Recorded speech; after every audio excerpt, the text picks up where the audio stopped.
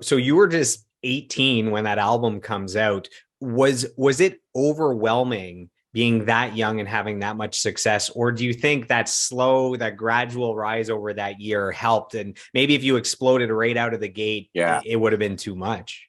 Yeah, I think so. Like I think if we were like that, if it was the same hit impact we would had, we wouldn't have had that year to develop as a band. We wouldn't have been as good live. And we toured Canada probably 5 times in a row, like just back and forth in our little van, our school bus van. So that really got us the sea legs up, and we were ready for anything. Actually, we became, because we worked our asses off and literally didn't take time off and just kept working on our show. I felt that we were one of the best bands in Canada at the time anyway. So, it was perfect. It's the same thing. It's like with drumming for me, it's like when you put in the work, you kind of expect it at that point, because we were really a great live band at that point. What was it like hearing your songs on the radio for the first time with the singles off of that album? It was pretty cool. Like I still remember hearing the first time on Much Music and the first time on 102.1, and even back then Q107 were playing new music in Toronto. So to hear that was great. Like it was really cool. But again, like once you start really working and your peers become the same bands that are doing that stuff, like you expect it and you want more. So that kind of eventually pushed you. And we, when you're young and you start to have that success, next thing you know, you're looking at radio reports in every market that your songs are being played, just because it's happening. It's like I don't know, you just get interested in, because you're involved. All of a sudden you're looking at radio reports, and then you're getting this heavy rotation at all these markets in America. And then when that stops to happen, that's when it starts to fuck with you.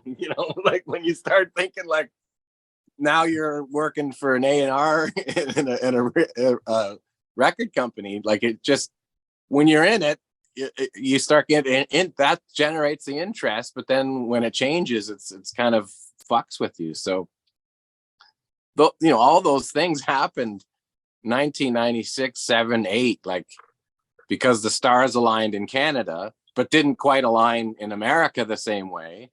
And, even Columbia Records, like Donnie Ienner, wished that they had the first album. He felt that they could have made it so much bigger but it was on Relativity in America, which was like kind of like a hip hop label right at the time. Like Bone Thugs were the biggest thing. You needed to add some hip hop beats to that album. Yeah, exactly. No, but just the marketing was like an indie marketing compared to a major marketing. So like what Columbia could have done with Starseed compared to Relativity, what they did, that was the biggest thing, because Donnie Ienner wanted Starseed to happen again. And he loved that song so much. And that was one of those songs that was never going to happen again. Like you can't really write a song like that. We tried, believe me, OLP fucking tried to get that same energy again, but it's just the beauty of songwriting when you're a young band. Some stuff just happens and other stuff just, it ends up sounding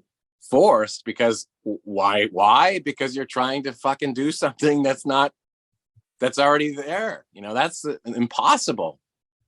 It really is impossible to, unless you're, writing formulated country songs, it's impossible to create a song that impacts, like It Smells Like Teen Spirit, or a fucking, Black Hole Sun, or, a song that just like a song that if you try to copy it, it sounds like a shit song every time. Yeah, it's capturing lightning in a bottle. You just can't do it on purpose. Yeah, for sure. So that happens too when you're a band and you first start, and it happens, and you have the what ifs, and so you try to counter the what ifs on the next record, and of course it never happens that way. So you're always guaranteed to create tension on your own accord by creating these things that shouldn't really exist in the first place. You should continue that mindset of why you're making music in that room on the first album, and just keeping that vibe. And we, you know, the songs that were like that, like that were different and had their own thing, were always the singles that ended up becoming, you know, the ones that stick around. Are they're individual in their own way. They're not like, hey, this one's like this one. Those songs never ever work.